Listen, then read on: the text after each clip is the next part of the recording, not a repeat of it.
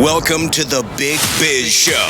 Taking care of business. You want fast-talking, hard-hitting discussions on business and finance? Maybe with a barroom slant and some really salty peanuts? We're not counting calories. We're counting cash. Before we get to the man with the financial plan, meet the money team. Costa, Mary, and Greg. Now, Captain Finance himself, Sully. It is the Big Biz Show, live from the Loft 100 studios in sunny, beautiful Southern California. Wherever you're watching, wherever you're listening, as always, thank you for being along for the ride. I am Costa, sitting here by myself. Tariffs on a river somewhere in Ohio. In Ohio somewhere. Of course, Mary's taking some time off. And of course, say hello to the Daytayers. Real here. Great to see you. Boy, I'll tell you, wasn't it interesting that last week we had almost 1 million jobs be dropped, just pull out from the Labor Department. It was called a revised job number, which is why they do that. Yeah. And this is the largest revision since you weighed $180. That's a long time. Third grade. That's a long time. Howie Font, our entrepreneur, is here. Howard, how are you, sir? Good to see you. And of course, I'm gonna start using instead of time measurements. It's just Mike's various weights. You know, it changes through the years. Okay. Yeah. So first of all, where are you getting this information? Because in the grand scheme of things, this is going from 160 million jobs down to 159 million jobs. That's not a big deal. But what's the big but? Well, the big but is that the information we get to make our forecast about the economy cannot be off so much week to week. It's a huge problem. Traders, rightfully or wrongfully, use this to determine coming weakness in the economy. No, that's great. No, and by the way, when you say traders, you're talking about institutional traders, which really runs the stock market. It's not our, $1 trade or $5,000 trade. It's the institutional guys. The bigger issue here, though, is that Fed Chair Jerome Powell has used this excuse not to drop interest rates because the jobs are so strong. Mm-hmm. Well, so what happens now? Well, it turns out they weren't, and there are always revisions. You gave the big macro picture, that's all right. But he's been using this excuse that, the job market is hot, so there's no need for a rate cut. But as soon as we see this big revision, yeah, actually, the chances of a rate cut are now 75%. So we're about to have what causes them to be off by so much? You mean the government that bankrupted Social Security and the post office? Thank you for answering my question. I have no idea. I don't know. What do you mean? It is normal, but not to this degree for there to be revisions because you do surveys, Mike. Yeah. Usually. Well, it's a Bureau of Labor Statistics. You're right. The BLS, who, by the way, sent us a survey. Okay, I got more surveys for this studio in the last month than I have in my entire career as an employer. Yeah, but by law, do you have to fill it out? It's almost like hindsight's 20/20. Okay. Yeah. Well, I mean, it's required. Okay. As a business owner, if the Bureau of Labor Statistics, but it's not. I mean, you're not going to go to jail for it. At the same time, it's like being summoned for jury duty, like you have. You always throw it away. You just don't go. No. I'm busy. So this is very convenient time for the market. Here's the bad news, right, Howie? How long does it take for a rate cut to take effect? Well, for the real economy, for us to feel it, it's going to be 6 months. Yeah, It does take that long. By the way, keep in mind, mortgage holders, when they cut rates, it doesn't necessarily mean your mortgage rate is going to go down immediately because mortgage rates follow the long bond, the 10-year. That's right. What you're going to see here, though, is credit card rates potentially dropping, for autos potentially dropping, but even more importantly, let's talk about savers. Okay. Grandma and Grandpa's got the passbook account in there. They don't get as much interest rate as they used to. Howie, stay there. I got another one for you. I want to talk about tariffs and price controls, which I have no idea what that is. Oh, by the way, Mike, did you ever call Kirk Huntsman from the sleep apnea place, Vivos? Talk to Vivos? I think so. Did you hear about the guy that died he talked about? Yeah. Can you get on the phone? I'll do it live if I have to. Big Biz Show, stand by.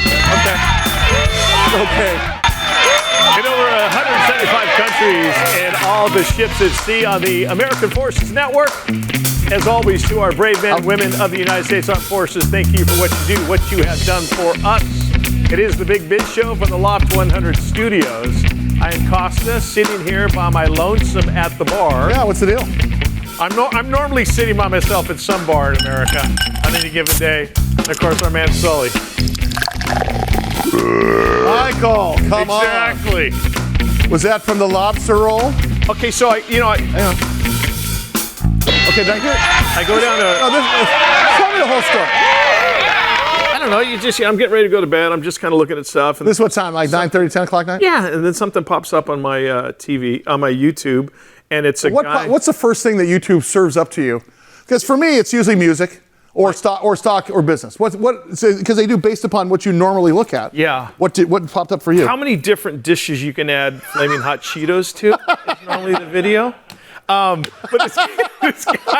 this guy shows up and he's So eating. the algorithm serves up Funyuns and Flaming Hot Cheetos. All you got to say is that we're saying it right now near my iPad. I swear to God, I'm going to get home. This will be an advertisement. It'll be a good night for you, won't It it? will. But on YouTube, a guy eating a 4-pound lobster roll. A lobster roll is a hot dog bun with butter and lobster. And lobster, yeah. And mayo, I think. Yeah, a little bit of mayo. For dipping. Yeah. The binder. And all I can think about is lobster. I got to find some lobster. Lobster is generally regarded as kind of a luxury type. Do you eat a lot of lobster? No. When was the last time you had lobster, Jim? Oh, it's been a while. Me too. Do you like lobster? Love lobster. I do. Brian, of course, guitar player for James Brown, Dave Matthews, and Lauryn Hill. You're probably you're a big star. Lobster? It's been a while. Yeah. Trace Sojourn Hodgins, lobster? Oh, yes. Could you rap about lobster if I asked you to right now? 1, 2, Probably. 3, I don't 4. know. Maybe. Probably eating some lobster of the sea crustaceans.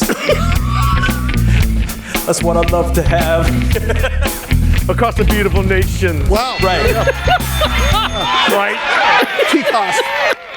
Howie Font joining us here. I don't know how we got on that subject.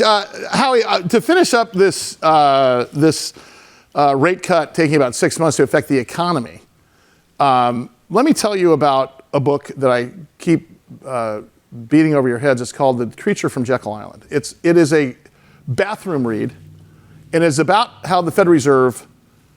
It's about how the Federal Reserve was formed. Now, let me tell you about the Federal Reserve. You had the 5 richest families in the country at the time: the Roosevelts, the Vanderbilts, et cetera, et cetera. The Bidens. Go to a place called Jekyll Island. Okay. This would be like, well, I'm not going to give you a political analysis, but I'll tell you, the Federal Reserve is not a federal organization. It's overseen by Congress, but no one knows who actually owns the Fed. It is highly suspected that the banks that use the Fed own the Fed. Sure. And I'm not okay, let me turn to my, hang on.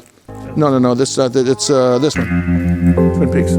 I'm not a conspiracy theorist here, but read Creature of Jekyll Island. I read it 20 years ago. When is the last time you had 0 interest rates at the Fed, remember, 3 years ago? Yeah. But paid 0 interest on your credit card? Never. Or a car loan? Never. So let me get this straight. So the banks that borrow this, they go borrow money at 0%. They charge you 18% on a credit card, 7% on a car loan. Okay. But they get it for what's 0. Howie, explain this to me. This is a bad system, right? Or am I just an old fart that the young folks just, you young guys, all the kids are saying the Fed Reserve's in style. Do you like the Fed? Is this a good thing? What I don't like about the Fed is that the whole economy seems to be on the precipice waiting for the sages to come down from the mountain and decree how the economy should go. Yeah. So we should let the interest rate float.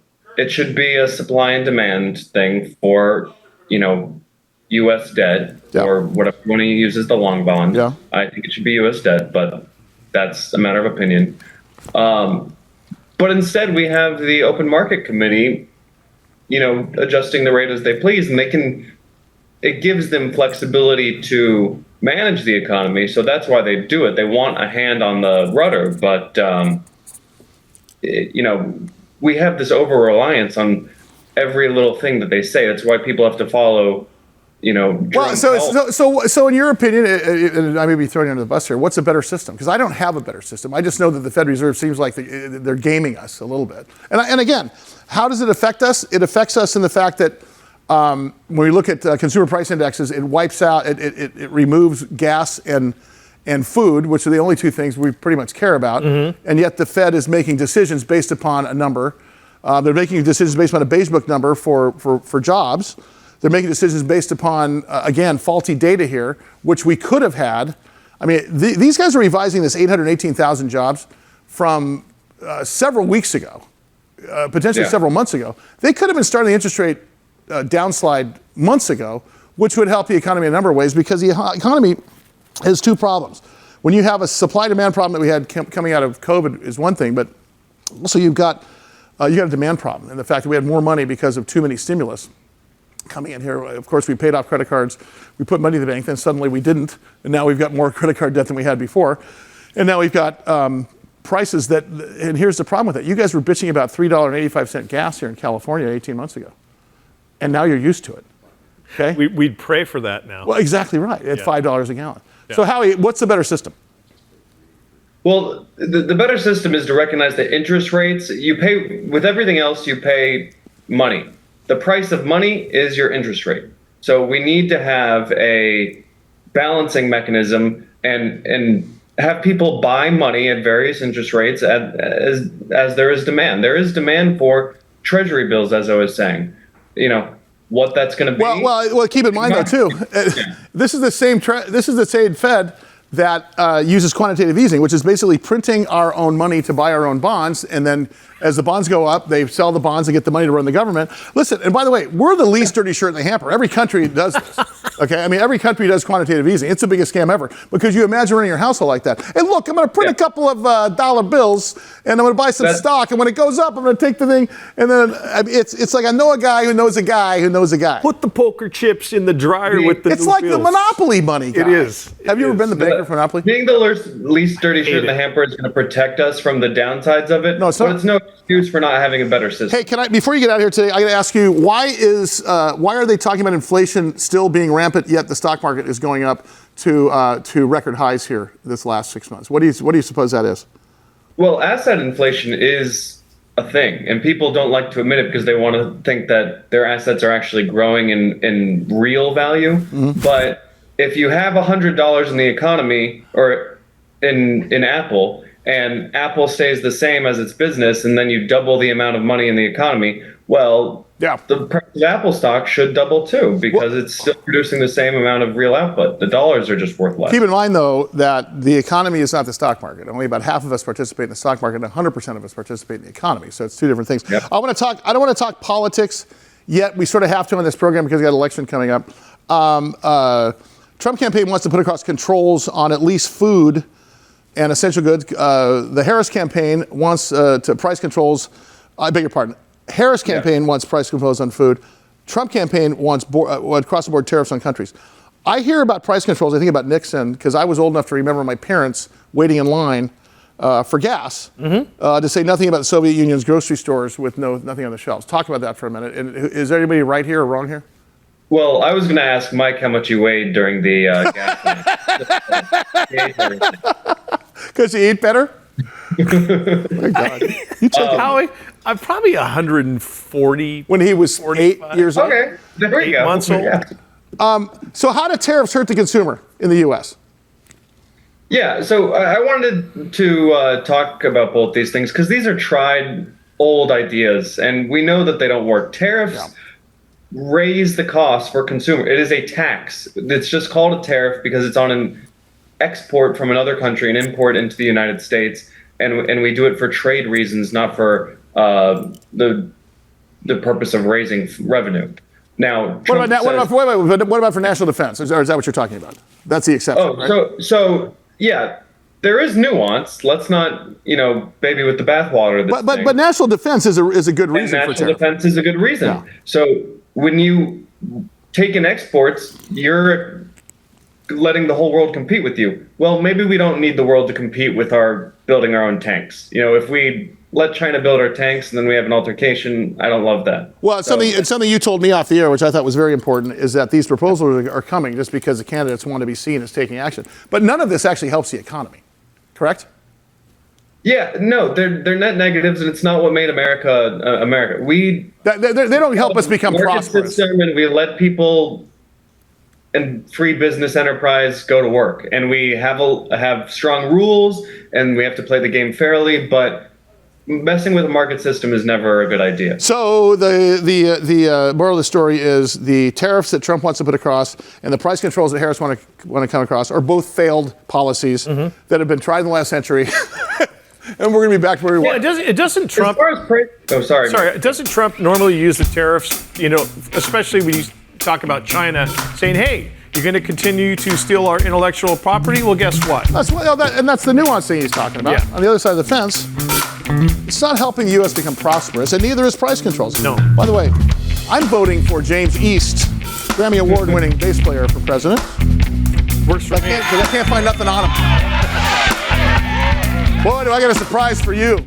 And so what are some of the pitfalls that maybe some businesses might run into when they're looking at distribution? Yeah, they're constantly underestimating, believe it or not, the ease of it or the importance of it. It's execution. Execution is so very important, but if it's not on shelf, it's not for sale. Yeah. Nobody cares about Marion Roberts juice if it's not on shelf. Right. So distribution trusts us, and so does retail, and our team is incredible.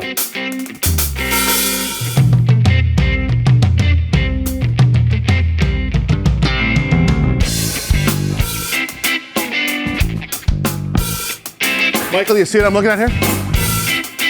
That is the sleep apnea before and after treatment, which we'll be spending some time. Remember we were talking earlier in the program? Have you? Yeah. Well, have you called Vivos? Your wife called me. What? Your wife called me. I'm going to call Vivos. Oh, you're not going to call Vivos. What? I have a surprise for you. We have a very special guest today in studio. Guys, hit it for Mike, please. 1, 2, 3.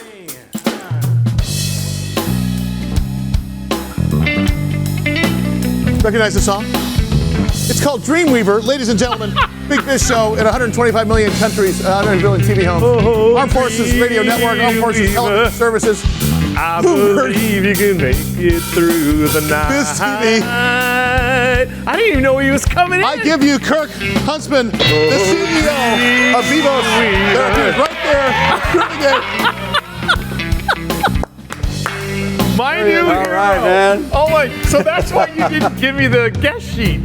Oh, dude, this is huge. Kirk Huntsman in studio, CEO of Vivos Therapeutics, stock symbol VVOS, and you can go to vivos.com. Sorry, your wife didn't actually call me. This is actually a very, very pleasant surprise. It saves There you go. There you go. So I'm going to give these to him because these are throat samples or esophagus samples or something. Yeah. Here's this. I'm going to let you take over because sleep apnea, we talked about before, is the silent epidemic. Yeah. I'm going to scare you, but I don't want to scare you, okay? Because you mentioned a number of times how this affects so many millions of people across the world, not just Americans. But people are dying by not getting it treated just out of nowhere. It's a billion. Billion? A billion people around the world that suffer from sleep and breathing disorders, including sleep apnea. It's terrible. So define sleep apnea for people who don't understand. Well, sleep apnea is when your airway literally is obstructed and collapses, and you cannot breathe. So what happens is that when that lasts for at least 10 seconds, it's registered as an apnea event. Okay. They count those up and they give you an index to see how severe this is. So basically how many times you stop breathing in an hour or a minute while you're sleeping. Yep. And that gives them a sense, the doctors, it gives them a sense of whether you're mild, moderate, or severe. If you're doing that more than 30 times an hour, you're severe. If you're doing it 15 to 30 times, you're moderate. But any of those things is a problem because your oxygen, your blood oxygen desaturates, all your systems start to break down, your endocrine system changes, all these things start to happen. None of it's good.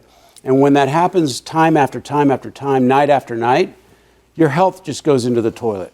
You know, what's interesting is my dad is a skinny little guy, always has been, and has had sleep apnea as long as they've been. So this is not a function of being a giant, out of shape person or being a skinny, out of shape person or in shape. It's just a genetic thing, or it's a physiological thing more than anything. It's a physiological thing. It's not always. Sometimes it might be there's genetic propensities. For example, certain genetic phenotypes like Asians, African Americans, they tend to have more obstructive sleep apnea because of the phenotype of the structure of their skulls. So this is a biological thing. It is. So I remember on TV the other day. You had these two. I don't know if I'm holding it right, but you had these two models or molds of airways, right?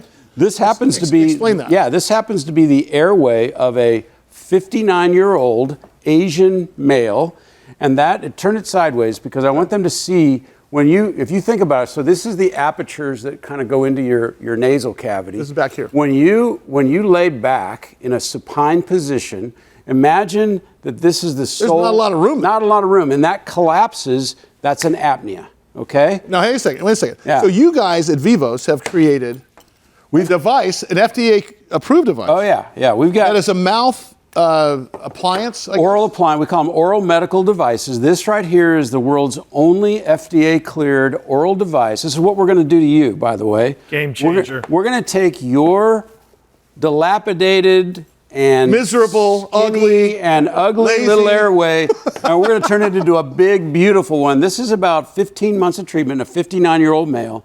Now, how does that? So that has changed the physiological shape of that. How does it do that? So the key here is that when we change the size and shape of your palate and your oral cavity, we impact the relative position of the tissues which define the airway behind it. And so your airway goes literally from being this and prone to collapse to this. Well, it's even wider. Yeah, it's wider, right? Wider. Yeah. So the whole thing blows up, and it stays that way. It's patent. Kirk, that's what's really important. This is one of those things where, and I actually we have a mutual friend who's a 12-year veteran, offensive lineman in the NFL, our good buddy Mike Goff, and he saw the episode that you were on. Yeah. And he said, "Hey, are you going to call him, right?" And I said, "Well, yeah." He goes, "Because I have sleep apnea." Almost every NFL player has sleep apnea. And anytime you have a neck size of 17 inches or more, which is how many males don't have that? Exactly. Anytime you're 96% have OSA. And when Mike talks, it's coming back. One of the things that I was thinking of the first time we had you on was, does the NFL have an official sleep apnea device or one that works? Not just, hey, we got a bunch of money for for marketing and things like that. So Reggie White is probably the most famous guy who died from sleep apnea. He's got a foundation. His wife carries it on.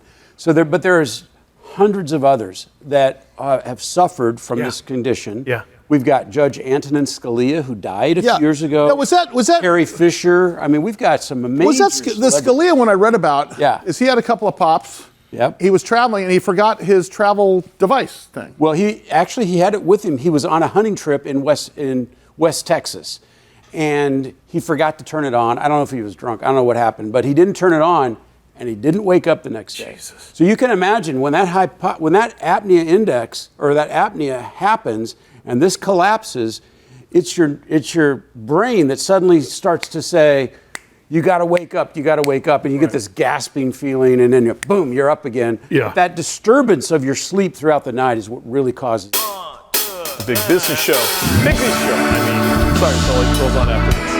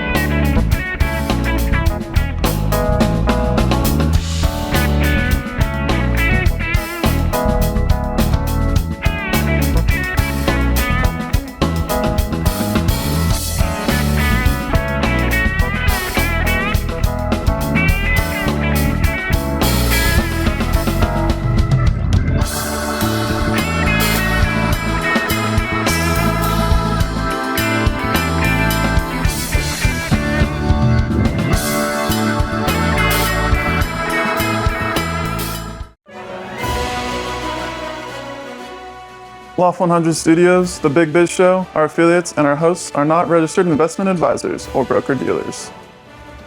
Our show hosts make no commitment that the purchase of securities of companies profiled or otherwise mentioned in our programming are suitable or advisable for any persons, or that investment in such securities would be profitable in general.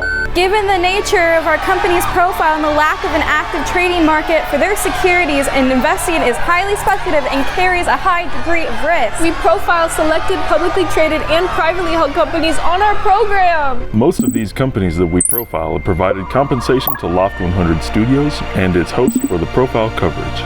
3, 2, 1. From time to time, we sell shares of the companies profiled in the open market that we receive as compensation for coverage of client companies. But never sell stock if we are speaking about, interviewing, or covering a public company who has paid compensation.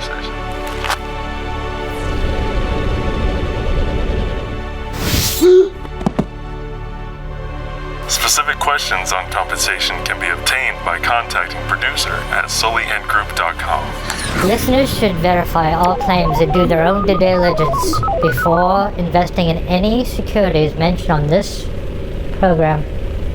Investing in securities is speculative and carries a high degree of risk. We encourage our investors to invest carefully. Duh. And read the investor information available on the website.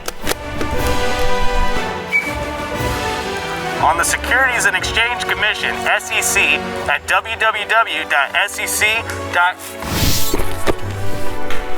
Or the Financial Industry Regulatory Authority, FINRA, at www.finra.org.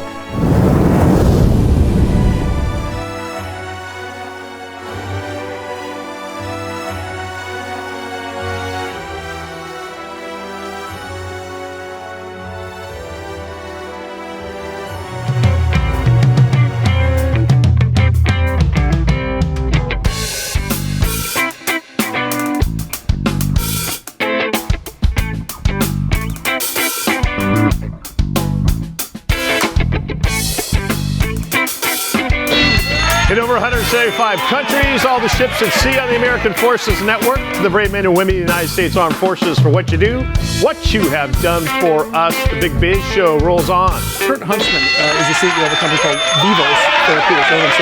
Vivos Therapeutics. They're publicly traded under the stock symbol VVOS. They're the first ever FDA-cleared oral device treatment for sleep apnea. And guess what? We're such a big deal that we have them on the show. If I was a business with employees, why wouldn't I spend the money, invest in your... You're talking about for work productivity? I'm telling you, because how many people walk in looking like zombies and then figure, I have sleep apnea, but I'll just get through it with coffee, so I'm fine. But you're right. It's just, it never gets any better. It's just such a slippery slope. Well, what's happening today is that the medical profession is coming to a bit of an awakening about the total damage that's being caused by this condition. And I had a cardiologist on with me the other day, and he said, sleep apnea is a cardiovascular disease. It's not an airway disease. And these guys are all coming to the realization that sleep apnea is comorbid with almost everything that plagues modern man. Cancer, diabetes, no kidding. Alzheimer's, dementia, depression. I mean, I got a list of 40 different conditions that are all made worse or caused by obstructive sleep apnea. Let's talk about Vivos. Let's talk about talk about FDA clearance that happened. Let's talk about the significance. We have tried really hard. We put a lot of money into making sure that we played by the rules. So we wanted to get every regulatory clearance that we could. We have in this, and for example, we just announced recently that Australia, we have clearances for all levels of all obstructive sleep apnea for all of our devices, not just these in the country of Australia. We're getting this around the world, but in the United States, we have the only device cleared to treat severe, and that's where the most damage happens. It's with the severe patients where you start to see the diabetes. It cuts 10 years off of your expected lifespan. And is that the tiebreaker? Is that what makes you bigger, better, faster, stronger? Is that what gets you to market leader? There's two things. There's two things. We want to play by the rules, and we also want to introduce a different way of doing this. 95% of all OSA patients are given a CPAP. OSA, obstructive sleep apnea. Obstructive sleep apnea, right? They're given a CPAP. You got a CPAP. What do you do with that? You wear it every night? Hell no. No. No, right? I sound like an idiot saying it, but no, I don't. No. It's uncomfortable. Do you ever wear it? Once in a while, but does it end up all night? It's just, yeah, it's not sucks. sexy either, right? No, it's not. No, it's not, right? You can't afford any. I can't afford any non-sexy things in my life right now. Exactly, right? So you know all the help you can get, right? So he asked me a question. I want to make sure I get the answer. And that is that what we're trying to do is give people who are given one shot and one choice options and hope. Because when we put people through this, what happens is that they get better. And a lot of times they get all the way better. And so the real differentiator is it's not CPAP, and it actually helps people get better. And that's something nobody else can say. You wear this for about a year and you're done. We're going to have you a year from now. You'll probably lose some weight. You'll probably be much. Can I ask something about smarter. that? On your website, on your website, I saw people's jaw look differently from their side. Like there's a difference of their profiles. Like they have a stronger looking jaw. What is that from? Well, remember when we go from this to this, we actually are bringing the anatomy. We're bringing it forward, making it wider to make this all bigger, and that's what happens. So we're very gently repositioning and enhancing the airway, and people look better. They don't look. It's not. We have people that go into treatment just for the cosmetic benefits of this. And you wear this at night? Is that the idea? You wear it at night. Put it in. We say 7 to 7. We want 10 hours, roughly 10 hours of wear. Is it painful? Oh no. It looks like a medieval torture device when you look at it. But once you actually put this in, you can't feel it. You really can't feel it. Now, is it adjusted monthly or weekly or something? So you're going to adjust it about every week or 10 days yourself. Okay. There's a little key we give you to help adjust it, because what's going to happen is everything's going to start to go like this. Yes. And you need a way to do that. Okay. And about every 6 to 12 weeks, you're going to come in and see the doctor, make sure everything's going the right way. So now, wait, go ahead. Am I going to a dentist to get that? You'll go to a dentist, but you'll also have an MD that'll be overseeing your case. Okay. So you're going to have both. Now, is this like a chip I'm seeing in here? Is there some electronic? No, not in that version. Right there, there's not. We actually have the patents on that to do all that. We have everything. We have all. Make me sing better. Make me dance better. Give me. Well, you know what? Talk to me. There's some very famous artists that we have treated whose careers were in trouble because of their sleep apnea. We've treated them. I can't say their names, but really, they would be more in our era. Sure. They'd be more in our era than some of the other people younger in here. But yeah. So. And we've treated a lot of A-lister type people. I have a question for you about kids and adults. I got a business question. By the way, Kirk Huntsman is his name. He's the CEO of Vivos Therapeutics. VVOS is their stock symbol. Of course, go to vivos.com. You had a strategic pivot. Yeah, we did. Business. I want to talk about really important. I want to talk about some of the business side of this thing before I let you out of here today, because we're going to have you back as much as we can, as much as you'll allow us to. Talk about the strategic pivot with Vivos as a business. This is really important. So we came to market without any national network of providers who could deliver this. Our first phase of market rollout was to get providers. Now we have 2,000 doctors nationwide, that are dentists that do this, right? And so now what we found is that the real money play is with the medical profession. They are the guys playing Major League Ball. The other guys are playing minor league ball.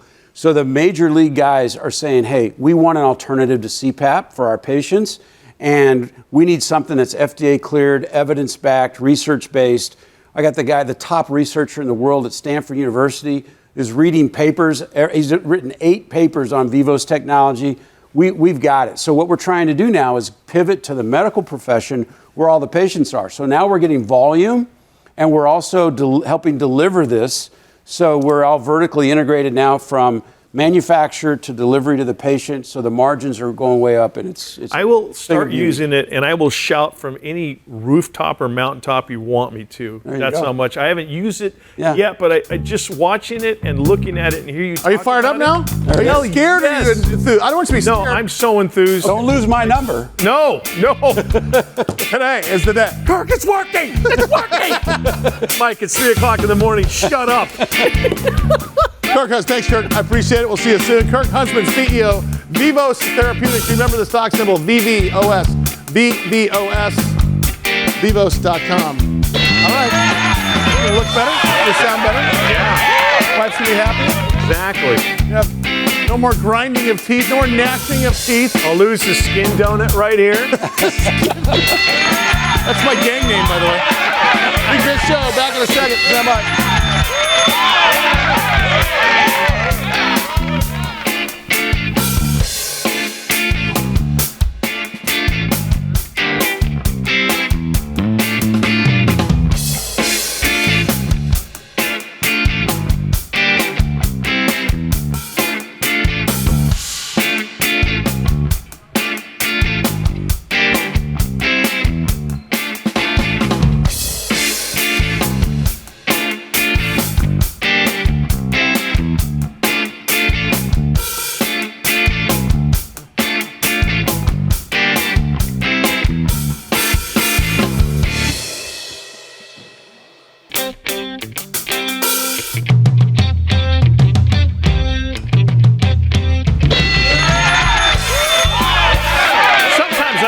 The large financial program, but everybody across the world knows it as a Big Biz Show. Welcome from the Loft 100 studios in sunny Southern California. I'm Costa. I'm here at the bar by himself, and that man right there is Sully. Does anybody ever call you Sullivan instead of Sully? Hey, Sullivan. Only the band is called Sullivan. Okay. SULLVN. We had to drop a couple of vowels because we couldn't afford them. No worries. And of course, Greg Todoroff out on vacation. Mary Burt Godwin taking a couple days herself. You got the Day Trader Trio? Give me 3. Boom. You like that, huh? I like how it worked out. Bryan Kobel, of course, literally one of my favorite guests on the program, who Greg likes to call Kobel because Brian's saying it wrong. Bryan Kobel, CEO of TC Biopharma Holdings, stock symbol TCBP, the future of cancer and infectious disease treatment. This is a company that's using fundamental business practice to grow the business as well as science. And of course, raising money, dealing with the stock market, biopharma segment and everything else that has seen some challenges the last couple of years, but Brian's bringing them through it. And it's always a pleasure to have him on the air with us because good things are happening there. Bryan, good to talk to you, man. How are you? Hey, good to see you guys. It's been a while, and I'm excited to see you in person in 2 weeks. I hear you're coming into town, and guess where we're going? Where? Hot Corner. Oh, Mike. Are you really? Mike, what's Hot Corner? Hot Corner are the beautiful seats in Petco Park right behind third base. You get to see the field and you get to see the opposing dugout. I can't wait to see Jackson Merrill, man. That guy was awesome. Just because I want to do this so Brian can see this, while he's on the air, I'm going to email the video. Oh, awesome. Because I'm taking him to the Padre game and his cohort. Okay. And you. We're going to go to the game. And we're going to sit there in Hot Corner. I know it makes you cry, but I want him to see what this looks like. Brian, are you what baseball team do you follow? I'm a Yankees fan, so I followed you guys when Soto was there because I was trying to recruit him just, with my mind. Yeah, you mean Soto that was unproductive here but goes over now to the All-Star game in the All-Stars for the Yankees? Shocker. What the hell was that? I can talk sports with you all day, Brian. Hey, can you talk about what's going on with TC Biopharma Holdings? Obviously, we've got a lot of happy people. We got people asking questions because they want to know where you're going next. You guys are the people that kind of explain why allogenic gamma deltas are promising broadly across the world, but also you're making hay with acquisitions, you're making hay with capital formation, you're making hay with science. Talk about the whole thing again for us, would you? Yeah, we're fighting the good fight. There's a ton of publications out there in Nature and papers that have talked about for a while now that if you look at the outcomes of cancer patients, the ones that have the highest populations of gamma deltas tend to have the highest response rate and have the most success. So as an organization, what we're doing is we're taking healthy donor cells, isolating these gamma delta T cells, which are immune responders and your first responders, expanding them to the hundreds of millions, and then giving them to cancer patients to improve the outcomes. We have our ongoing ACHIEVE trial, which has been dosing patients actively over the last 2 months. We'll update everybody on that shortly. Things are going well for us there. We expect to have some data readouts coming very shortly there. We expect to launch our US trial as well. in the near term. And to your point, we have some acquisitions in the hopper in the gamma delta space and in the CAR space, where we think we can superpower these gamma deltas even further to drive solid tumor responses. And we're looking at infectious diseases now, things like monkeypox. You talk about monkeypox. It brings us back to the days of 2020 where we first heard about COVID. You guys are ahead of the game there on that thing. Any pushback from FDA, any pushback from your scientists saying, nah, this is not a thing, like we sort of heard about COVID in the very beginning and ended up people were wrong about it? What are you hearing about that just overall on the monkeypox front? I mean, it's definitely a thing, right? It's actually been going on longer than people are aware, especially in the regions that it's in Africa, which are difficult, right? They're austere regions, poorest countries, and those countries tend to not move the needle, unfortunately, for organizations and big pharma. So, somebody else has to do the dirty work. And we're happy to be that group. And we've always thought that viral infections are a great spot for gamma deltas because inherently that's what they're doing every day anyway. The reason you're not getting the flu every day is because your gamma deltas are fighting it off, right? So it's the same premise. Can we overload the system with these great, highly active, aggressive killers and protectors of the immune system in the body to fight off these infections? And we think we're in a good spot for that. We're looking for a clean room right now, and we're looking forward to testing it out and seeing if we can help people out in Africa and other parts of the world. Bryan, talk about the U.S.-Europe connection with your company, because I know you spend part of the world, part of the time in Scotland and part of the time over here. Talk about that a little bit. What's going on over there? Yeah, so we've got our manufacturing facility in Scotland, along with our R&D group there. They've been making a ton of headway actually over the last, call it 60 days. We announced a while back that our process development team had brought ourselves forward, and our process now, off of a leukopak, which is the donor blood, we can create 8 times the product for 87% less the cost. So an extremely big. Is that a key selling proposition? Even cost? You never think about cost in biopharma. But I guess it's a business like anything else, right? I mean, it's so funny. I never thought about the fact that cost is actually a benefit for you guys, and that's kind of a big story there.